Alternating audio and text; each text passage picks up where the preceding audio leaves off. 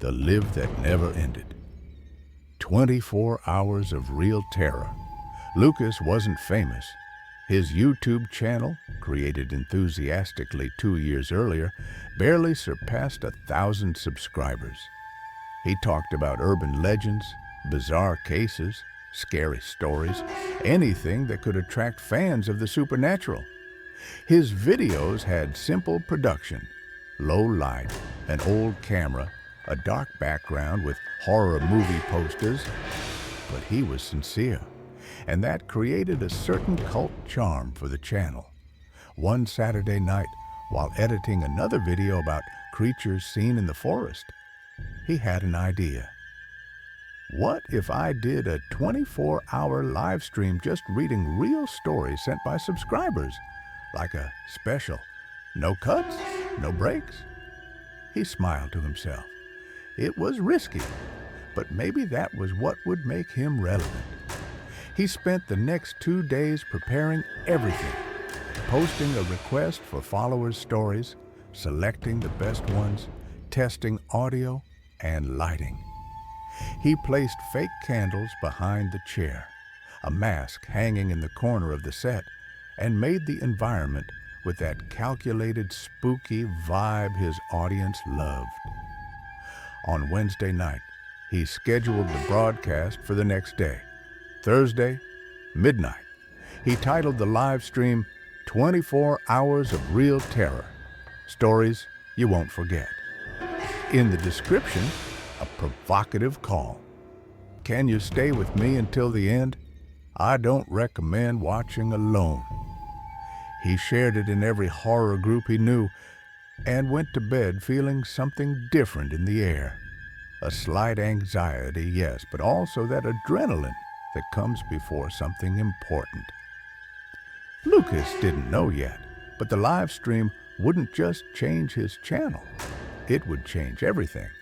After all, some stories shouldn't be read aloud, especially live. The live stream started exactly at midnight. Lucas appeared before the camera wearing his usual black hoodie and a calm voice greeting the audience. The number of viewers slowly increased. 82, then 103, 147, above the channel's average. He was excited but tried to keep a serious tone. The background music was low, just a tense whisper, supporting the atmosphere. After a brief introduction, he took the first printed story, sent by an anonymous subscriber named Vigilante003. The title, The Bedroom Window. Lucas read, "It started at 3 a.m. I had already gone to sleep, but woke up feeling like someone was watching me. My room is on the second floor. When I looked at the window, there was a silhouette outside, standing there like it was waiting to be seen." In the chat, scared emojis and messages like, "So scary, LOL," and "I'm already regretting this," popped up.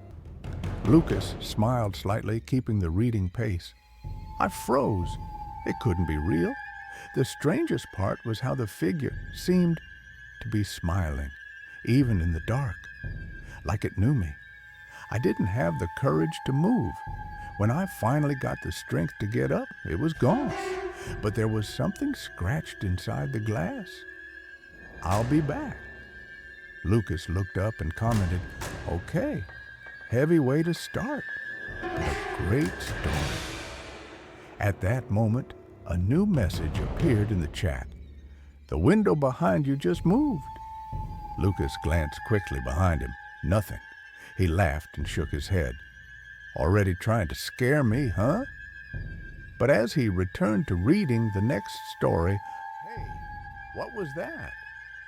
Rewind the video. There's a face on the wall." "Dude, stop. This is getting creepy." Lucas paused. The cursor trembled slightly on the screen as if the mouse was moving on its own. He held it firmly with his left hand, tried to hide it. "Calm down, guys. I think the signal just glitched. My PC's old," he said with a forced smile.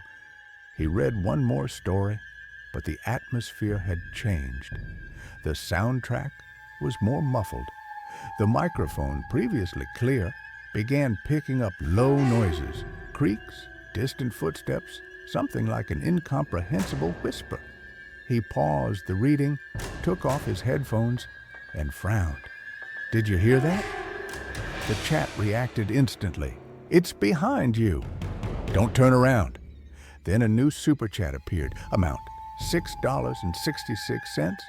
Username unknown. Message: "Don't stop the stream or he will come out." Lucas froze. The amount, the phrase, okay, that was pretty creative, I admit. But for 1 second, just 1 second, he felt a chill crawl up his spine. Not fear, intuition. There was something in the room, something that hadn't been there when he started. And when he looked at the screen, he saw a reflection in the glass of the window behind him. Quick, discreet, like it was waiting for the right moment to appear again. Lucas tried to carry on as if nothing was wrong, but his body began to betray his discomfort. His hands were cold, his jaw tense. With every story he read, he avoided looking at his own image on the screen.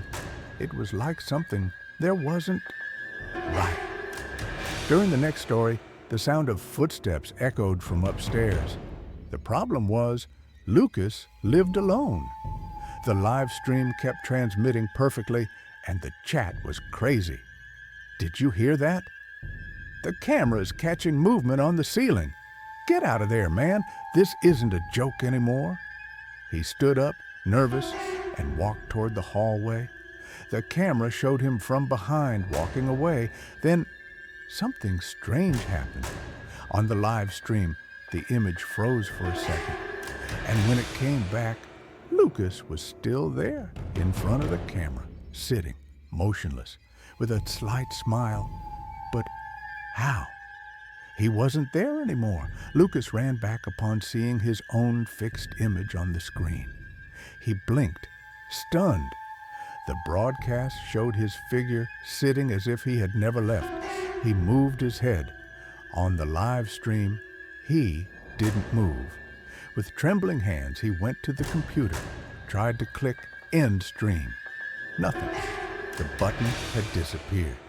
He opened the streaming software. Frozen. Tried disconnecting the Wi-Fi. The stream kept going.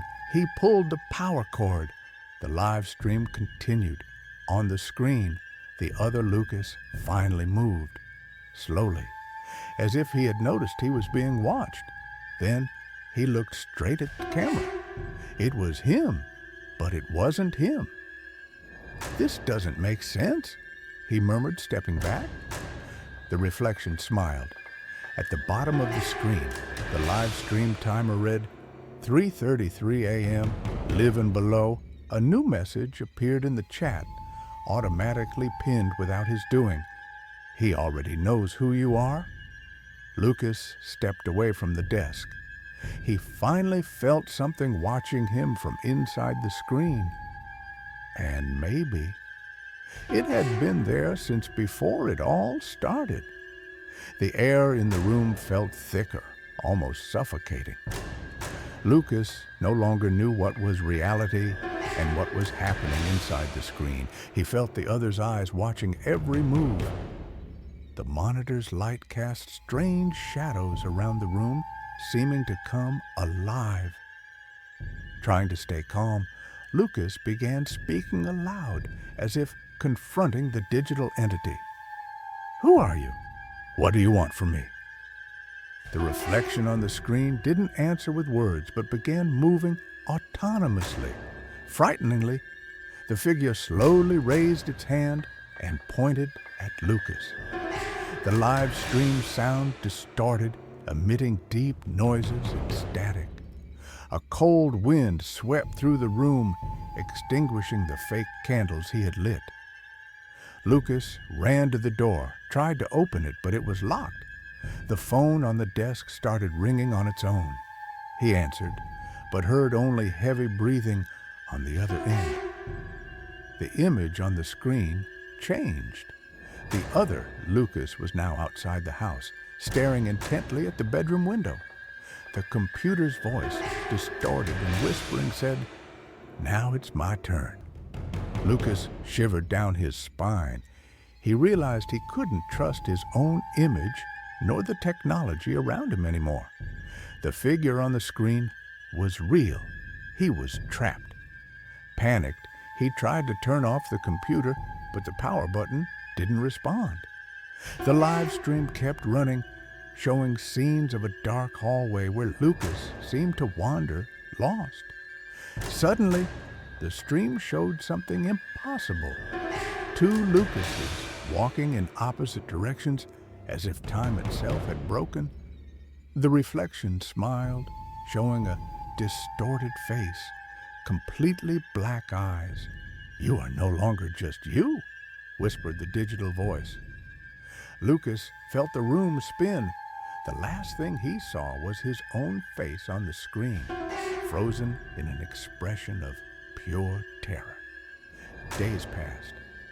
Lucas's channel showed no new videos, but the live stream remained active, uninterrupted, displaying the same frozen image of him sitting before the camera, eyes wide open, motionless. The number of viewers slowly increased, now with thousands watching, fascinated and terrified. Comments piled up at an incredible speed, even when the chat was disabled for new messages. The police investigated the house. Nothing was found. No Lucas, no signs of break-in, no explanation for the continuous broadcast. Some fans sent messages, but only received automatic replies, confusing messages as if someone or something was on the other side. In a pinned comment appeared the phrase, "You're watching me, aren't you?" At night, anyone daring to watch for more than 30 seconds reported hearing whispers, seeing shadows move on the screen, feeling inexplicable chills. Theories arose. Digital curse? A presence trapped in the stream? An invitation to enter something beyond the screen? Lucas became an online horror legend, a living warning. Some stories don't end when the camera turns off. Some lives never end. And if you're reading this now, be careful, because the live stream is still running and he might be watching you